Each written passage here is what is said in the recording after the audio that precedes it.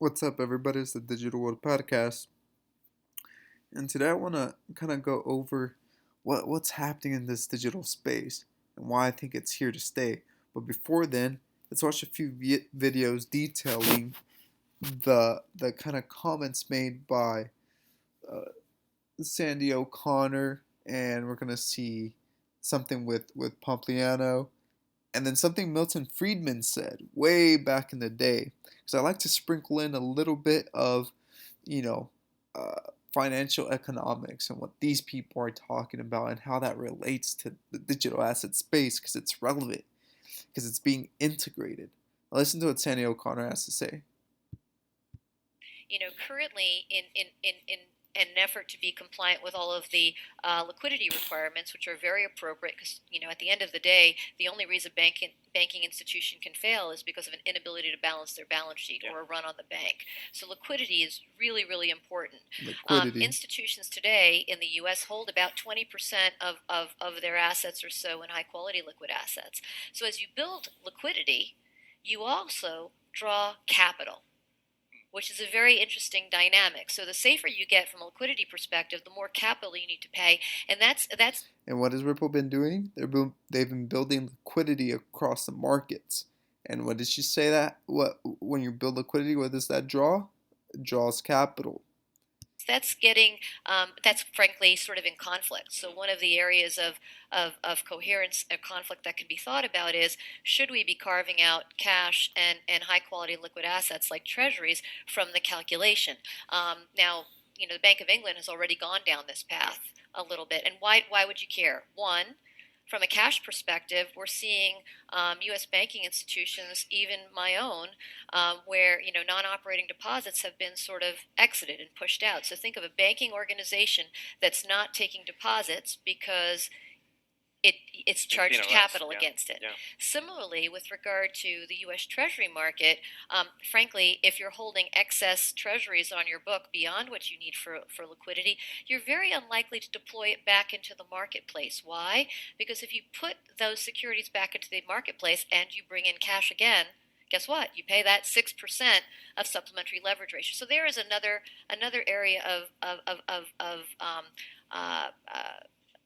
the things that we should look at. And why do we care? Well, at the end of the day, you actually want to promote the maximum amount of liquidity you can in the context of safety and soundness. And we've seen, the repo market across the globe decline by nearly 50%.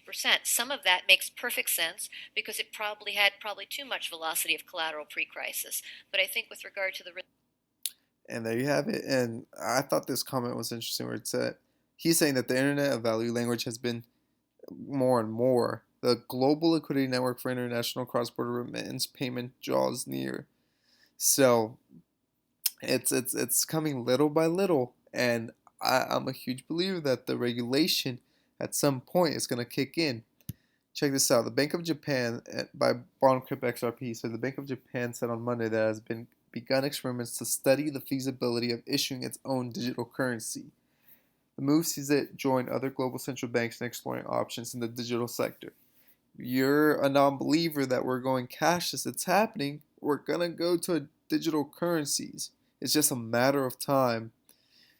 And here, now this has to do with Bitcoin and Scaramucci talking about it. But I want you to listen to what he has to say at towards the end of this interview. What is the pitch you do make? Is it Bitcoin as a store of value? Is it Bitcoin as a new asset class? Is it Bitcoin as a hedge against inflation? Is it something else? Well, I really start with the whole history of money, and I explain to people that what money basically is a technology. It is a tool of transfer to have us avoid bartering. I don't walk into the bar with a cab and say, here's your veal parmesan special for tomorrow night. Give me 5 gin and tonics. I've got digits in my pocket or a credit card. And when you stop and you look at what we look for in money over 5,500 years or stores of value, Bitcoin has all of those things. It's scarce, it's fungible, it's easy to transport. the cryptograph sent over the internet through the blockchain makes it impregnable. And Bitcoin has been at this XRP now does for the same 12 thing years in this and better. decentralized manner. 8,400 competitors, Morgan, and it's got between 60 and 70% of the market capitalization, depending on where things are trading on a given day. And so for us, it's the apex predator in the space. And what I tell my clients, whether you like it or not, the world is moving into digitization. If you think about gaming, you think about 4K, 8K coming, and you think about our children, what they're going to be thinking about, they're very comfortable transacting in Ethereum or Bitcoin. And I've got to get my clients ready for that. And so if they have a 1, 2, or 3% position, I think they're going to look at us as fiduciaries and think that they were very well served by that. I'm not telling clients to put 10 or 20% of their capital into Bitcoin, but I am telling them you've got to open your eyes to this. We started this project about a year ago. 6 months ago, we started deploying capital at Skybridge. We have over 600 million. And that's that. But the main point is he's talking to his clients, and we already know that these big players have been in it for.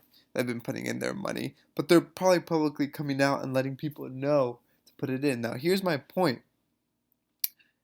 I think that you know that these digital assets will keep on going, but regulatory clarity is on the horizon.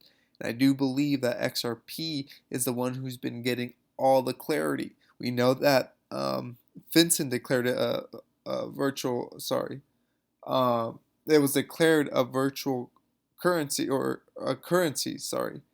And with that declaration, they're able, it's known as a currency. And so, and I do believe it was FinCEN. I may be mistaken, but yeah, I do believe they declared it a currency. And now with the SEC, with this lawsuit, it's a joke. They have no type of proof or evidence against them that XRP is a security. And so I think this might be the last hurdle for XRP to have its complete regulatory clarity. Now, whether these other assets are allowed to keep on trading the way they are, I don't know. None of us know. But I think that it could be that with all this money printing, that these assets are allowed to keep on going and the price runs up. But when the time is come and all these nations are ready, then we'll see that regulatory clarity hit, and then we'll see these assets scrambling for to get regulatory clarity on for themselves. But in the meantime, we have XRP that already has that clarity. So all that money is going to flow. And what happens when you create liquidity? Money draws toward it, like Sandy O'Connor said. So, if this episode, I hope this episode has brought you some value. Like and subscribe, and know that we're we're headed towards very interesting times, and you better be well positioned. This is the Digital World Podcast, and I'll see you in the next episode.